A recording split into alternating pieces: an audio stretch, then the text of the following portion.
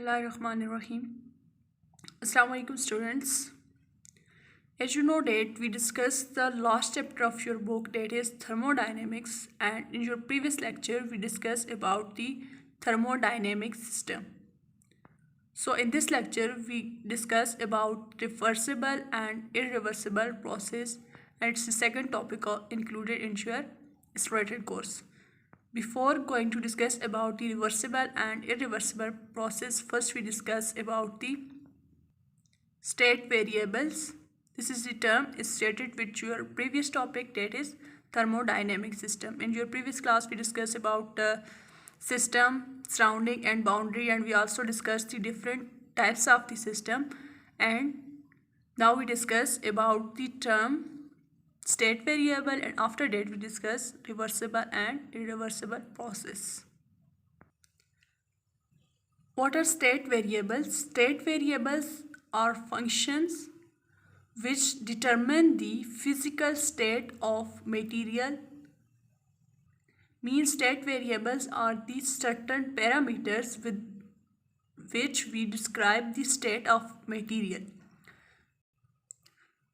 You know that when you study about the motion, first you discuss certain parameters, and with respect to that parameters you describe this motion of the object. Like you discuss about the distance, displacement, velocity, acceleration, and then you describe the motion of the object. Similarly, there are certain parameters with respect to which you have to find the state of certain material. These parameters you call the state variables.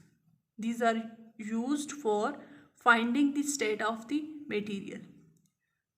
What are state variables? Like pressure, volume and temperature. These are certain state variables with respect which you use for finding the state of the material.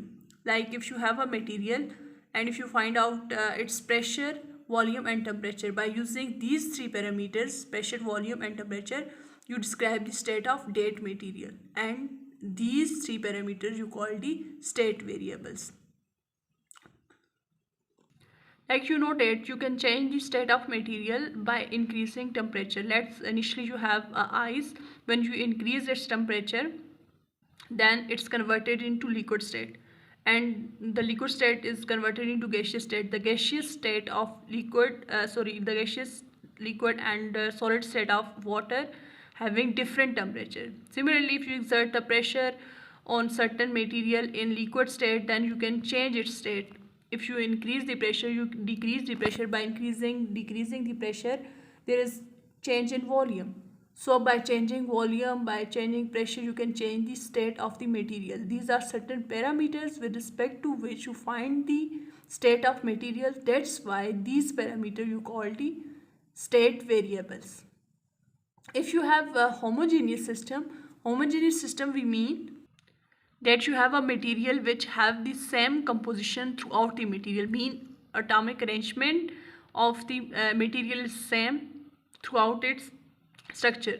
That material you call the homogeneous material. For homogeneous material, just pressure, volume and temperature are you needed for describing the state of the material.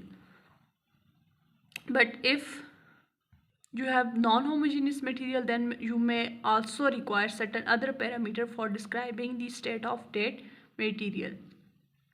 If we want to find out the relation between pressure, volume and temperature, that how these three physical quantities related with one another, then we not have the precise or exact relationship between these three quantities for solids as well as liquid and non-homogeneous material.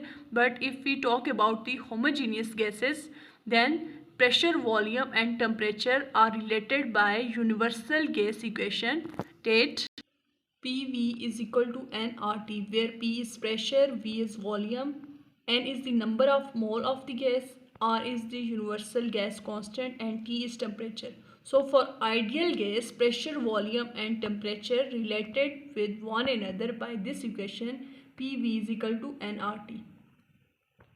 Ideal gas, we mean that gas which obeys the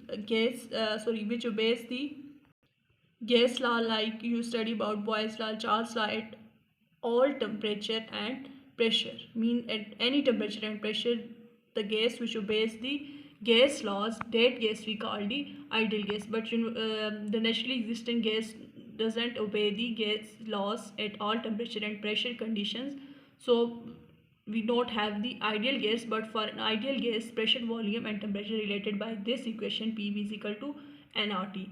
Along with pressure, volume and temperature, we have another state variable like internal energy and entropy.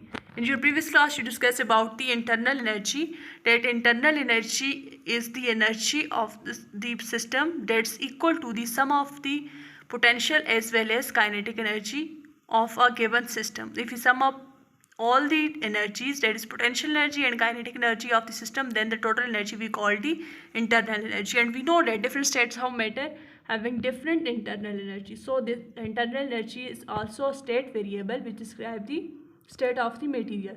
Along with internal energy, there is another state variable that we call the entropy. Entropy is denoted by S, and entropy is measure of disorderness of system. If you have a order system and with passage of time there is disorderness in the system, that disorderness in the system you call the entropy. This is your last topic of your chapter 10. So we discuss this topic, that is entropy, in detail inshallah at the end of this chapter. So this is all about the state variables. State variables, we mean that those parameters which describe the physical state of the material, that in which state the material exists, and those parameters we call the state variable like pressure, volume, temperature, internal energy and entropy. These are state variables with respect to which, by using these variables, we describe the state of material. This all about the state variables.